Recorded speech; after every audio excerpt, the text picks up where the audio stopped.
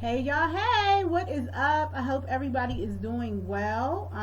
And I don't know about y'all, here in Pittsburgh it's a beautiful sunny day, so I woke up excited and um, just happy that the sun is shining. You want to introduce It's always nice. yourself? It's always nice when the sun shines Yes, it is. in Pittsburgh. Absolutely, because it's always cloudy. So y'all know me. My name is Muffy Mendoza. I'm the founder of Brown Mamas, and I am also a homeschooling parent of 5 years. And I got somebody special on with me today. None other. It's been about 2 years since y'all seen his face because he won't go live with me. But today I got him to go live. This is my husband, Mac Mendoza. So you are officially tuning in to the Muffy and Mac Mendoza show. Hello, everyone, people out there. So thanks so Could have much. been anywhere in the world. Really? We love Jay-Z in our house, all of us, all five of us. So anyway, I just wanted to go live and talk a little bit about homeschooling, and I have been pressuring Mikhail because he is such a huge part of the homeschooling that we do in our home. Working Brown Mamas oftentimes pulls me away from homeschooling, especially since he's home now and I can lean on him a little bit. And so oftentimes he's doing a lot of the homeschooling that I claim to be doing.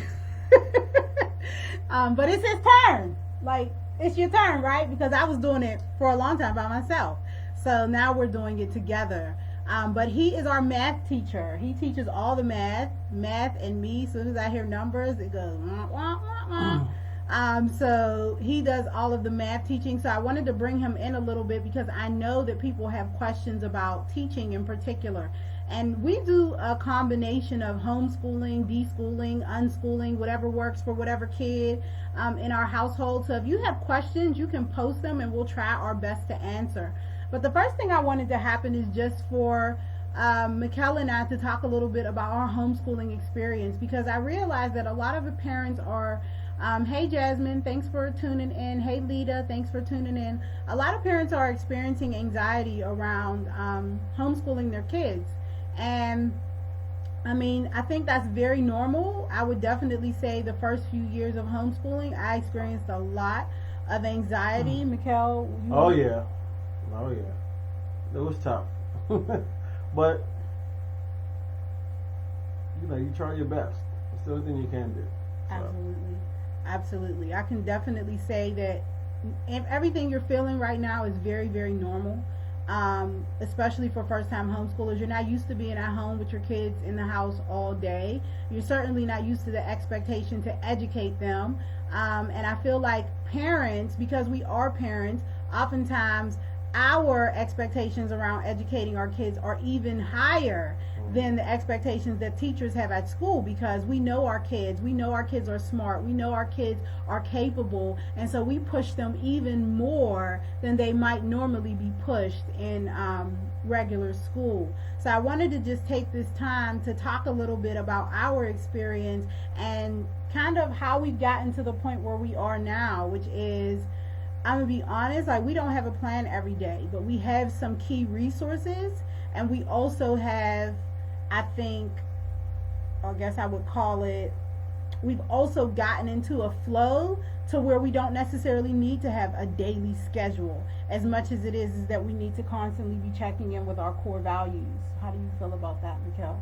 No, I agree. I've been starting to think about recently more about what do I want them to be, or what do I want them to have as they grow up, and just trying to give them some of those things. And like, I've been finding science videos and having them, we watch it and we discuss, or we'll find videos about interesting things that may not even be on their grade level, but it's like we'll have a conversation about it. So it doesn't necessarily have to be so stringent, and it doesn't also have to be so stay at this table and do this and sit down, and so yeah, I think that you have to understand the child. Yes. Kids are going to be kids, so we try to give them breaks. We try to give them run around time or play time and mix it up, so that way it's not just all craziness. So I just try to think about what I want them to be, but also I try to understand who they are now and say, hey, we can only accomplish so much. It can't be just, I can't treat them like an adult. Absolutely. And just recognizing, I like what you said about recognizing who they are as people, and then thinking about what you want them to be, but also thinking about, what are their unique talents and abilities. Every day the boys get time to just do what they want to do. So for Philip, he likes soccer. Dada likes to play the piano. Jair right now just likes to talk to his girlfriend on the phone all day. So they get time every day to just do to just be as people. You just heard his girlfriend in the background. Good morning, Jair's girlfriend. So anyway. So you have to focus on letting your kids be, because believe it or not, your kids are doing way more learning in real life than they're ever going to do by you coercing them into learning. I always like to remind people that kids are people too.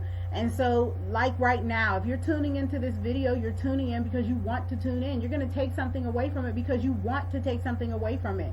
But if you don't, you're going to close off the screen and stop watching because you're not interested. So kids are the same way. I don't know why adults have this thing in our heads where we think that kids are not people, they're robots, and we should just program them to do what we want them to do. That's just not the way life works. Kids learn when they want to learn. Kids absorb when they want to absorb, when they're intrigued about something. So really, you have to make your household a place where they're free to be intrigued. And sometimes them being intrigued may not look like the way you want it to look. Like you have to step outside of the box. The other day, Mikkel had brought out a book on drawing for the boys, and I had bought the book years ago, but we never used it. And so he was like, he just put it out on the table and gave the boys some paper and some pencils. He found it. I was looking at there, I was like, ooh. Yeah, and he pulled out some pencils and paper. It's like 20 ways to draw everything. Yeah, and put it on the table. They started drawing, and I was like, oh, don't make them draw too much. And by the end, they all had gotten really nice pictures, and I was like amazed at it. And what was crazy was to watch them. They were focused. Like yes. They were like, oh, like I haven't seen them that focused and into it. And they were just, and then they drew some amazing stuff. And you see them, and you start coaching them. Hey, focus on the details, slow down, stuff like that. But just now they're like, are we drawing today? And they go find their stuff, and it's something they're proud of. Yeah. You know what I mean? Because they, we started out with cats. And we did that a couple of days, and then the next day we did birds. So it's just things like an hour of their time, engaged, quiet, focused, learning, working on their artistic skills. Those things go a long way. They were engaged. Does. They weren't asking, oh, what time is it? How much longer do we have to do this? Mm-hmm. That's when you've come up on something. Yep. So. And that just speaks to, like I always talk about before, what I used to talk about when I used to go live about homeschooling all the time, being guides to your kids instead of guards. You have to not think about your homeschooling time as the time when you are the guardian of the worksheets and pencils, and I'm here now to bring the math hammer. You know what I'm saying? If you think about it like that, and if you act like that, your kids are going to respond like that. Because they'll feel like when they're in school, it's an institution. It's a place where they're within a box that they can't get out of. Yep. So, simple things like letting them read on the porch on a nice day. Mm-hmm. Doing reading time like that, or maybe even having them, hey, you guys decide what the schedule is. These are the things we got available. You decide what order it goes in. Mm-hmm. Like simple stuff like that just makes it so it's not institutionalized and tedious and boring. Absolutely. And I think that's how you get your kids to stop rebelling against learning, because at the end of the day, this is just me. I don't know what other people's experiences all have been, but when I hated school. Like, I hated it with a passion. DC Ray, I see your comments. I hated school. Like, there was nothing about being in school that was interesting, that was intriguing to me, but I was an avid learner. Like, I was the kid who would get a book, research something, look in the bibliography, go to the library. I was a constant at the library when I was 13. People at the library knew my name. That's how much I was there, but I was skipping school because it was coercive and compulsory, and it had nothing to do with my interest. And that's one of the things I really want to say is I'm really, really hoping that we come out of this with more homeschoolers, because our kids need to be free. Yeah, our kids need to be free to be. I mean, think about back in the day. Kids learn because they were a part of real life. That's how they learned. They've got to actually go into real places where adults were working and making and creating, and they learned that way. Yeah, they understood purpose. They understood how they fit into all of this, into this picture. I don't think kids really see that when they go to school, and it's like, all right, Common Core, we've got to get ready for Common Core. Even though they're not going to do that in real life. So it's just like, it's time. Use this time. Even if you're putting your kids back in school when this is over, use this time to de-school your kids. De-schooling means removing the colonization from learning, because there is a difference between education and learning. Education is the process by which cultural norms are transmitted to new people, newbies. So when you're new to this culture, we have to make sure that you understand the cultural norms that will keep you oppressed and keep you in the position that we need you to be in. So we're going to educate you. Learning is what happens when a person is curious about something. Yeah. A person gets curious about something. They're like, oh, I want to learn more about that. Let's do it. Let's learn it. We got a couple of comments I'm going to read real quick. The teacher sent so much work home. It's just very, very overwhelming. Yes, but you need to know that in the state of Pennsylvania, I don't believe that work is mandatory. So take what you will, put that work on the table, and ask your kid, what do they want to do? And then in the other ways, like we're going to talk a little bit about teaching math through life skills. Find ways you can teach them. YouTube is your best friend, yo. I just found a video on YouTube that I'm going to start using. I'm probably going to give to Mikkel. We're going to do it together. I'll probably do this one myself, actually, because I love to garden, and I'm trying. One of my goals right now is to get in this garden. So I found the video on YouTube on using all of the old food that you have to grow stuff. And I've always known how to do that, but it actually showed me how to turn it into a lesson plan. So I was like, oh, well, I'm going to do this. I mean, YouTube is your best friend. So don't, because here's the thing. If your teacher is giving you everything but worksheets and basically like websites to go to, and then your kid goes back to school with having had an actual learning experience, that is going to lend itself better to them learning at school. Because they'll remember it. They'll remember it forever. Yep. They're not going to remember those worksheets. They're going to remember the experience forever.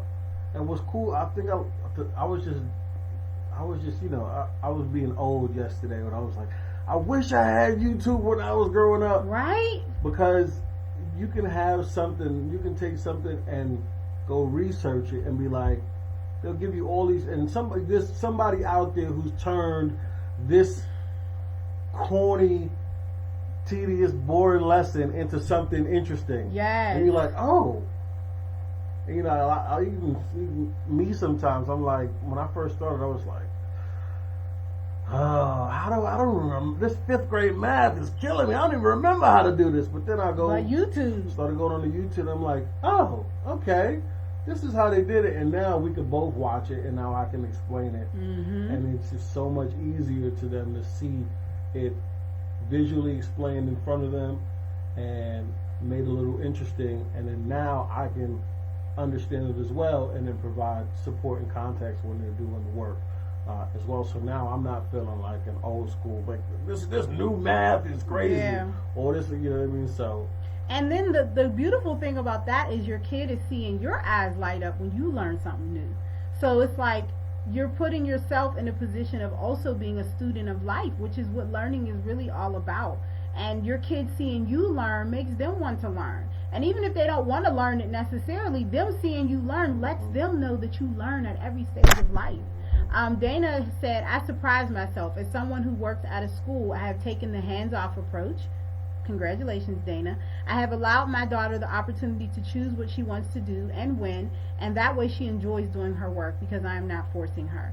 And I think that that's exactly what we should be trying to do. Jasmine lives in Buffalo, New York. Jasmine, make sure you check the Hill.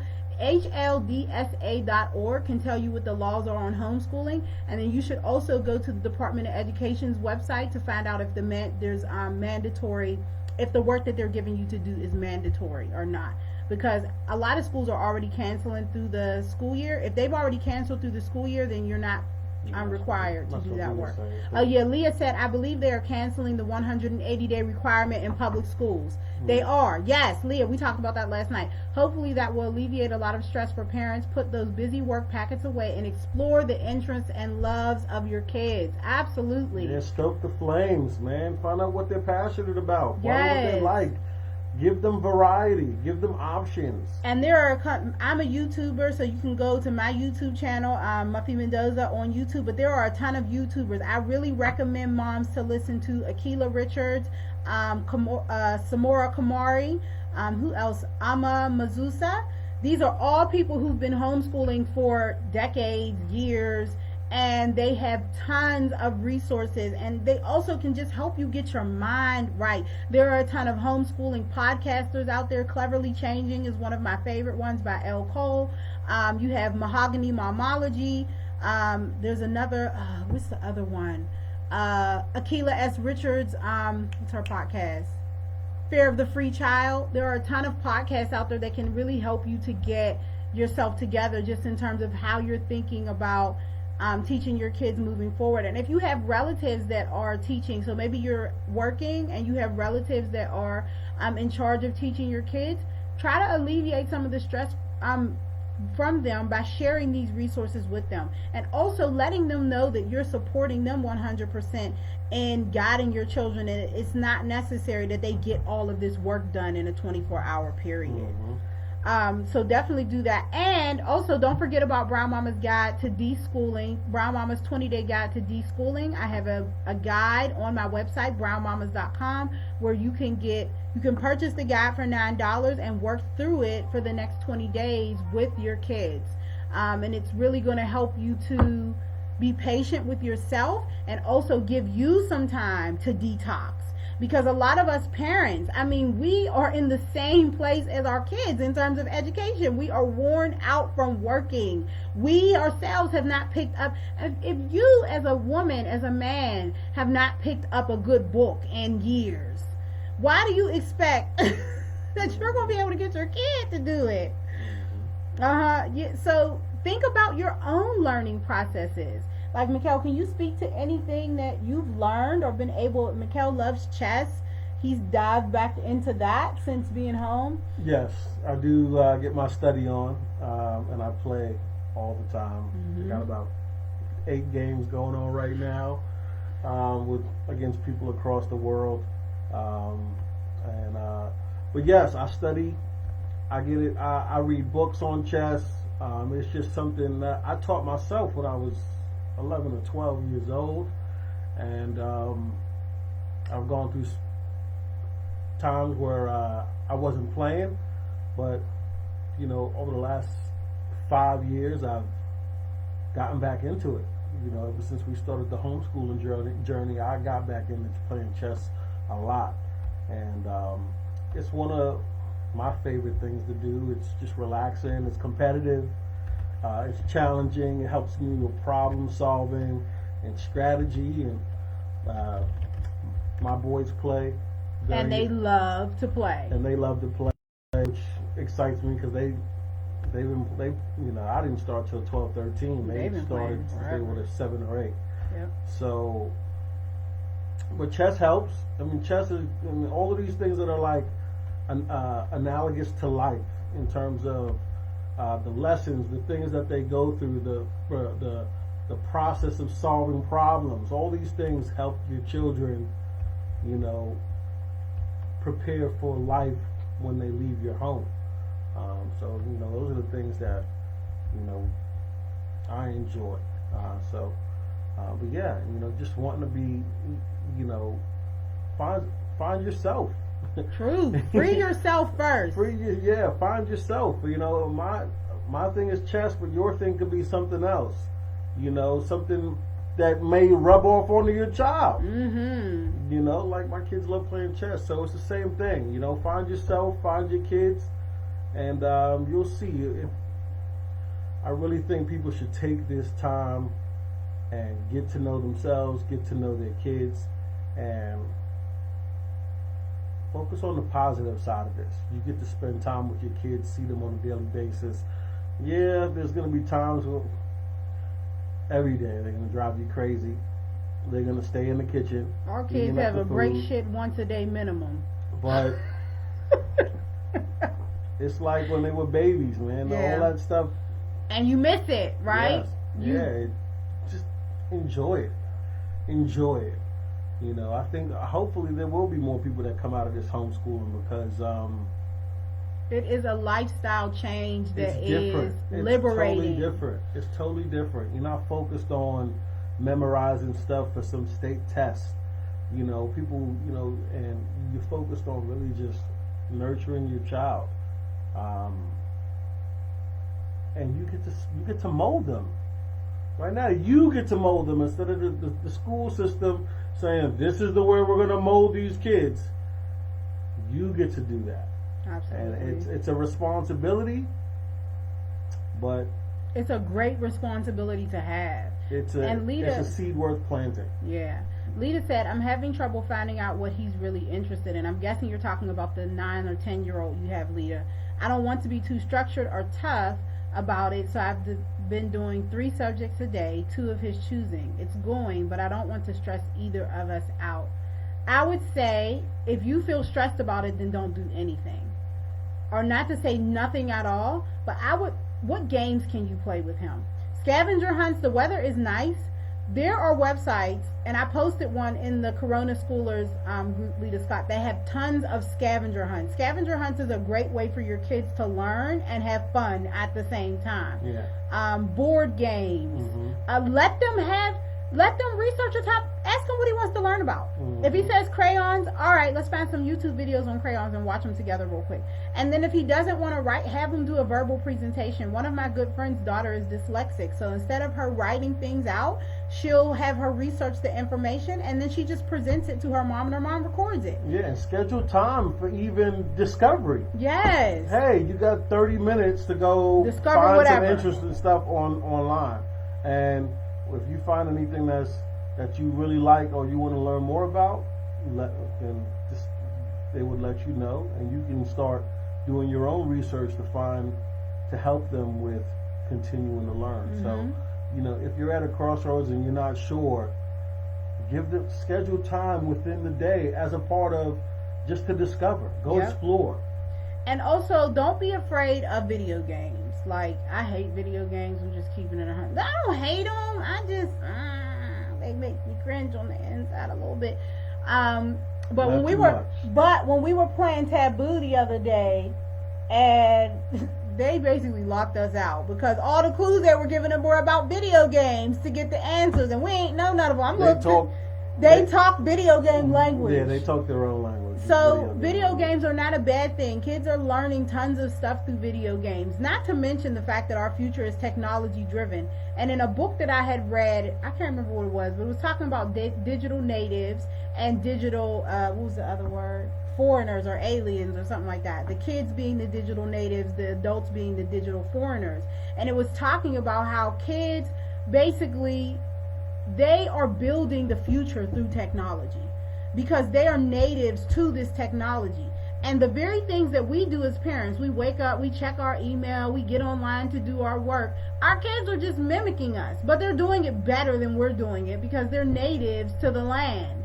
So you have to recognize that technology is a huge part of our future. So our kids are going to spend time on technology. Now that don't mean you got to give them 8 hours, but there have been days. But I ain't gonna lie, there have been days when I've been like, go be on the video game and leave me alone, because I am with y'all all day. But just in terms of your regular structure that you have, there's nothing wrong with letting your kids have some video game time. 2 or 3 hours of video game time is not going to kill your kid. It is not going to make them less smart. Trust me, I've been doing this for 5 years, and I'm telling you, I've had some days where my kids can play video games for 5 and 6 hours. And make them earn it. Yes, make them earn it. Either on the front end or the back end, you can make them earn it. So even if you mix it up like in the middle of the day or in the beginning of the day, they have to earn it. Whether it's from the previous day or if you're going to have it at the end of the day, they have to earn it. So make them work.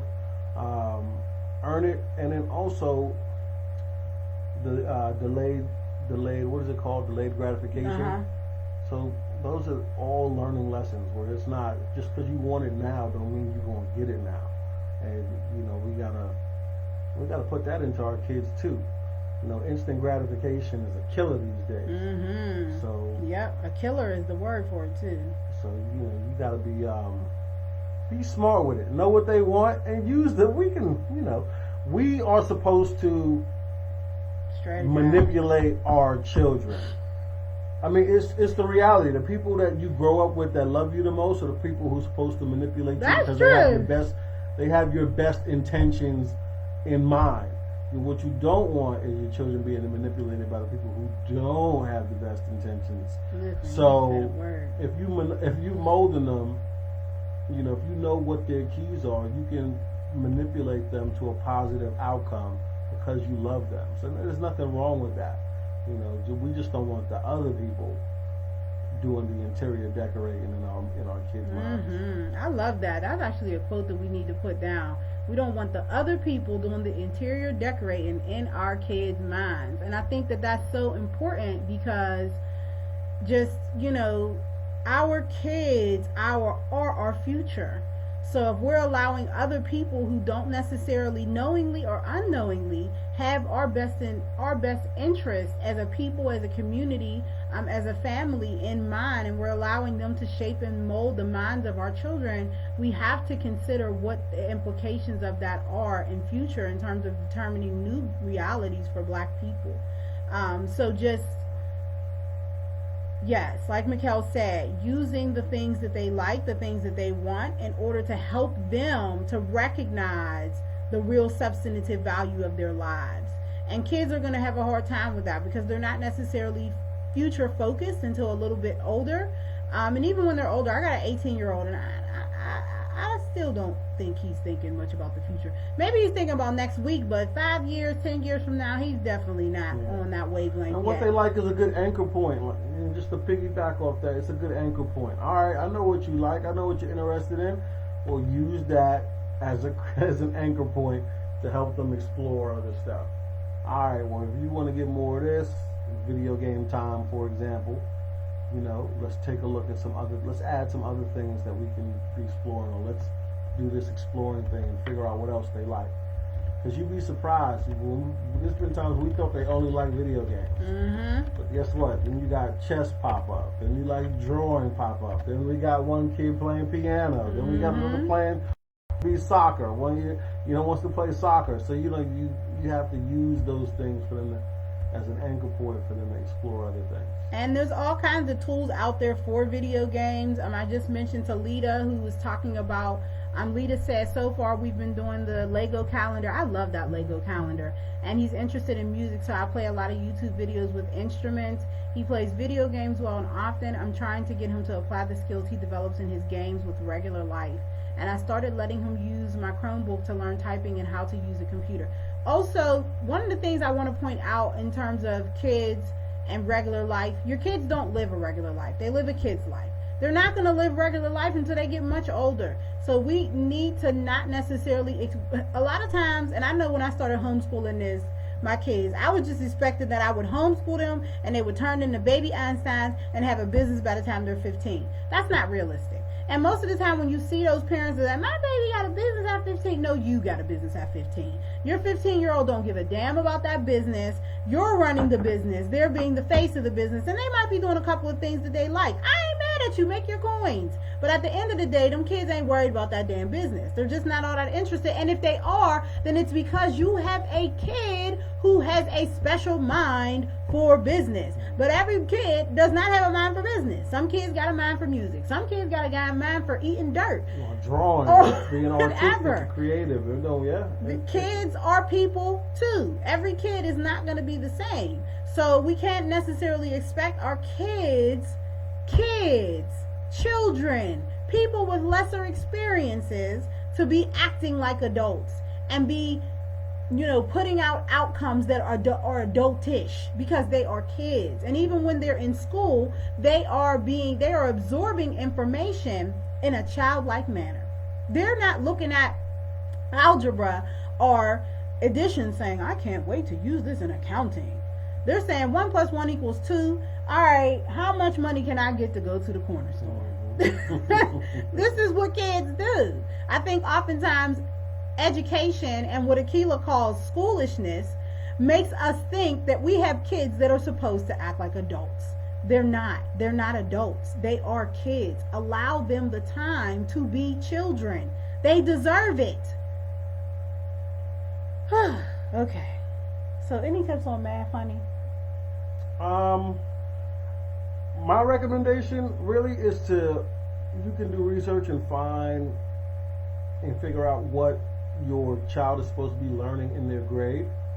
And then a lot of times you're not going to be familiar with it, or you're going to look at it and be like, what's this? YouTube. So just search the term on YouTube, look at a couple videos. There's some that'll be long, there's some that'll be short or in between. So I would just look ahead and glance through a couple videos and find one that you like, whether it's the way the person is talking or the way they're explaining it, something that allows you to learn it while your kid is learning it, and then you guys do it together. The thing I learned that's most important to me in math is not only the video, but doing the first, I would say in the beginning, do the first page with the child.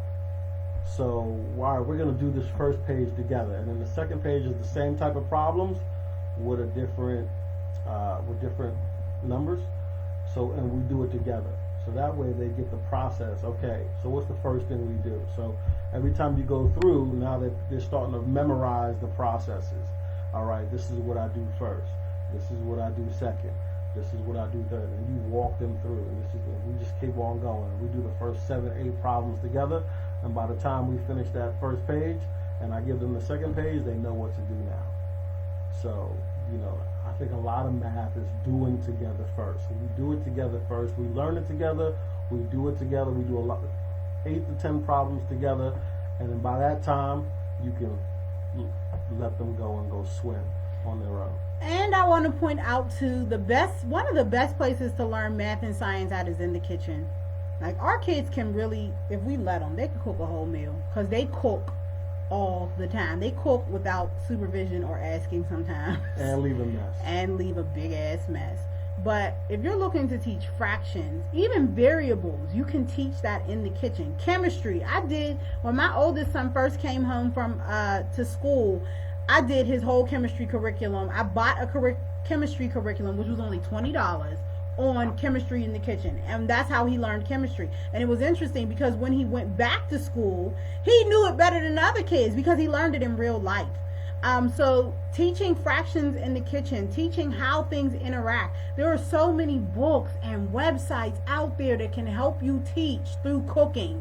You can go to the library or on Amazon and get a ton of books. Just go on Amazon and search for science in the kitchen books. Tons of them. I mean tons. And you can really begin to teach that. And don't be afraid to say you don't know something first and you need to learn it first. There's many times, like, I really wanted to teach my kids American history, but I realized I didn't know enough of American history. So I've been reading American history books. Like, I'm going to teach this to them, but I don't want to teach them a falsification of it. I want to teach them the real thing. So that's what I'm doing right now. I'm learning it, and then when I know it, I'm going to go back and teach it to them. So you don't have to be afraid to say, I don't know this. Let me learn it, and then I can go teach it. Absolutely. My 5-year-old son has autism and my 14-year-old daughter has special needs as well. Do you have websites that can help me? Leah is actually going to go live at 2. And she can give you some resources for special needs kids. So Jasmine, make sure you are paying attention to the Brown Mamas channel at 2:00 p.m. Leah Walker is going to be live. She has special needs children, and she also has multiple kids. Well, we have multiples too. We have 3, but I think Leah has 4, and 2 of them are special needs. I think she said. I can't remember, but she'll tell you when she comes on, and she can give you some tips. And I'll also tag her in your post, so that she knows that you'll be watching. It's not letting me tag her, but I'll do it when we get off of it, because I'm gonna have to wait that. But in the meantime, you all, I have a group. I'm gonna post it in the comments. Jasmine, you probably want to join the group because you probably don't know about it, which is called Homeschoolers. Yep, it's Homeschoolers, and I'll be doing lesson plans in the group. I'm doing one daily lesson plan. Like I said, I don't believe in compulsory schooling or coercive schooling, so I'm not giving you 12 things to do every day. That's just not the way I get down. That's not what I'm going to do with my own kids, so that's not what I'm going to do with you. So yeah, keep it short. Yeah, keep it short and simple. Couple hours of like sit down stuff. I mean, but you could break it up and easily see 4 hours go by, like 30 minutes of reading. Yep. I tell them 30 minutes, and then I put the timer at 45 on the low. But they don't be complaining. But you know, drawing. We could watch a 10 minute video. They'll probably watch that twice. And games. Writing, games. You know, anything. If they are musically inclined, let them play music or listen to music or do something. You know, that's fun. Break it up. Yeah. You know, and don't forget about physical exercise every day. And then also, one of my tips has been to moms, don't wake them kids, make them kids go to bed all early and then get up early. Let them go to bed late, so that way you can have some time to anchor yourself in the morning before they get up. Like, I've let them go to bed at like 11:30 lately, because I don't want you waking up, because then I got to deal with you when you get up. So I'm good with you waking up at 9:30. So let them go to bed late. That way you can get up, anchor yourself, have a cup of coffee, do some yoga, breathe if you just need to breathe. And then by the time they get up, you're ready for them. Versus if they get up at 7, you got to be ready at 7 and then too. you're grumpy. And then you're grumpy, they're grumpy. Like, there's just no point in that. So let them stay up a little bit. And that don't mean, you know, I know adult time is adult time. We believe in that. But they can go upstairs. You can be in your room until 11:30 doing whatever you want, as long as you don't bother me about it. And don't be doing nothing you ain't supposed to be doing. But, you know. So, yeah, that's what we got. If you need any tips, you can always inbox me. I would prefer you not inbox me. Post it in the Homeschoolers group. I'll post the links for some podcasts. I'll pin them on this message. And, yeah, that's that. You'll be hearing a lot from me in the next few weeks. I'll be live on Monday talking about homeschooling for another organization. And then we have the Surviving the Rona Summit that we're going to be doing next week. I'll be announcing that later on today. And that's going to be tons of resources for moms on everything from homeschooling to self-care to birthing during the outbreak, because I know some moms out there are pregnant and they are anxious and they may be a little bit afraid of birthing in these hospitals with this coronavirus going on. So Ayana of Ayana B Doula Services and Healthy Start will be talking about that. We have some moms coming on talking about self-care. We'll have a daily yoga routine, which is going to be bomb. I'm going to be tuning in for that. Amy of One Centered Life is going to be doing a daily yoga routine for 3 days next week, Tuesday, Wednesday, and Thursday. Join us for the Surviving the Rona Summit. It is complimentary. You do not have to pay. It will be live here on the Brown Mamas Facebook page. And I'm just really excited to be able to bring together all of these awesome women to help us feel calm, prepared, safe, and healthy during this outbreak. And I think I am really looking forward to hopefully some people coming out of this closer with their families, closer with their kids, having had some downtime, because I know we all in the rat race, to really just love on yourself and the people around you. So, yep. I'll be posting the links. You got anything else, Mikael? Thank you. Thank y'all. Talk to y'all later. Peace.